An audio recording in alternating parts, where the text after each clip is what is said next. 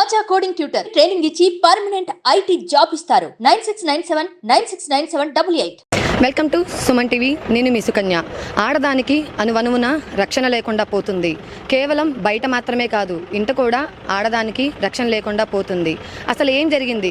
పూర్తి వివరాల కోసం చూసుకున్నట్లయితే Kavali December 31 night new year celebrations అయిపోయిన తర్వాత అర్పిత బిస్వాస్ అనే ఒక మహిళ ఇంట్లో జరిగిన హత్య గురించి ఇప్పుడైతే మనం తెలుసుకోబోతున్నాము. దాని పూర్తి వివరాల్లో గనక వెళ్తే అర్పిత బిస్వాస్ అనే మహిళ రాత్రి ఒంటరిగా ఇంట్లో నిద్రిస్తున్న సమయంలో ఎవరో తెలియని వ్యక్తి అని చెప్పని కొంతమంది అంటున్నారు, కొంతమంది ఇంట్లో నౌకరీ చేసే వ్యక్తి అని చెప్పేసి అంటున్నారు. మరి అతను ఆమె మీద ఉన్న వ్యామోహంతో ఆ రోజు ఇంట్లో ఎవరూ లేని టైం చూసుకొని ఆమె మీద అత్యాచారం చేసి మరి హత్య చేసి ఉంటారని చెప్పని అయితే భావిస్తున్నారు. దాని గురించిన పూర్తి వివరాలు తెలుసుకోవడానికి ఇప్పుడు ప్రజెంట్ అయితే మనం ఆమె డెడ్ బాడీ ఉన్న గవర్నమెంట్ హాస్పిటల్కి అయితే వచ్చాము.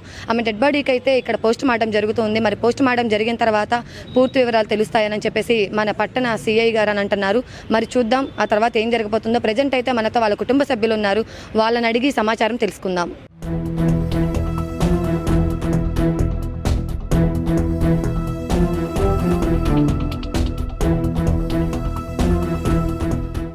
ప్రజెంట్ అయితే అర్పిత బిస్వాస్ యొక్క భర్త శ్రీకాంత్ ఉన్నారు. మరి అసలు ఆ రోజు నైట్ ఏం జరిగింది అనేది అతని మాటల్లోనే తెలుసుకుందాం.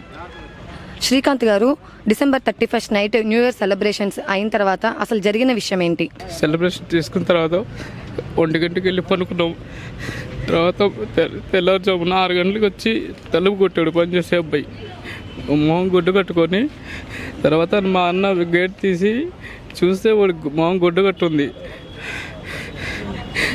తర్వాత లైట్ వేసి చూస్తే మొత్తం రక్తం అయింది. హాల్లో రూమ్కి వెళ్ళి చూస్తే మొత్తం రక్తం అయింది. తర్వాత బయట అంతా ఎతికితా బాడీ దొరికింది. తర్వాత పోలీసులు ఫోన్ చేస్తే పోలీసులు వచ్చి రికవర్ చేశారు అంతా. మీకు ఆ ఇంట్లో ఇన్సిడెంట్ జరిగేటప్పుడు మరి ఇంత గొడవ జరిగేటప్పుడు మీకేం వినిపించలేదా? నేను మా పెద్ద పాప మా అన్న పక్క రూమ్లో పనుకున్నాం. మా వైఫ్ చిన్న పాప ఆ పక్క రూమ్లో పనుకున్నారు.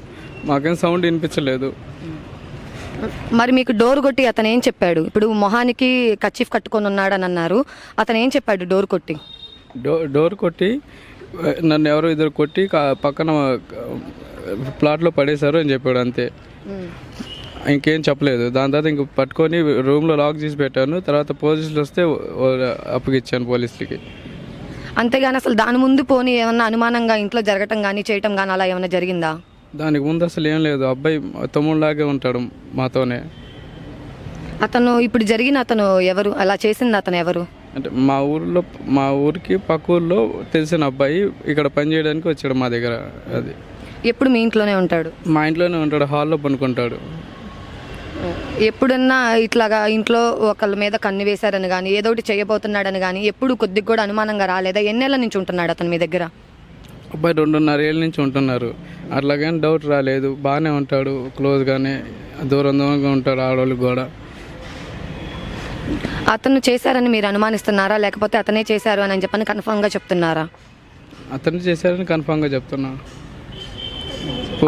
పోలీసులు తీసుకెళ్లారు. పోలీసుకి రాత్రి అంతా చెప్పారు అబ్బాయి ఏం చేశాడు అని పోలీసులు చెప్పారు. మరి ఇక్కడ తన భర్త చెప్పిన దాన్ని బట్టి మా దగ్గర నమ్మకంగా పనిచేస్తున్న నయాన్ బిస్వాసే దీనికి పాల్పడ్డాడు అని చెప్పేసి అన్నారు. మా దగ్గర 2.5 ఏళ్ల నుంచి ఉన్నప్పటికీ కూడా ఏ రోజు కూడా మాకు అనుమానం రాలేదు. ఎందుకంటే అతను మంచిగానే ఉన్నాడు కాబట్టి మేము ధైర్యంగా ఉండేవాళ్ళం. మరి ఆ రోజు ఏమైందో తెలియదు, సడన్గా ఇలా బిహేవ్ చేశాడు అని చెప్పేసి అంటున్నారు. మరి అనుమానం వ్యక్తం చేస్తున్నారా లేకపోతే నిజంగానే చెప్తున్నారా అంటే లేదు, ఖచ్చితంగా నిజంగానే చెప్తున్నాము, అనుమానం కాదు అని చెప్పేసి అంటున్నారు. మరి ఇంకా పూర్తి వివరాలు తెలియాలంటే మాత్రం పోస్ట్ మార్టం రిపోర్ట్ రావాల్సిందే.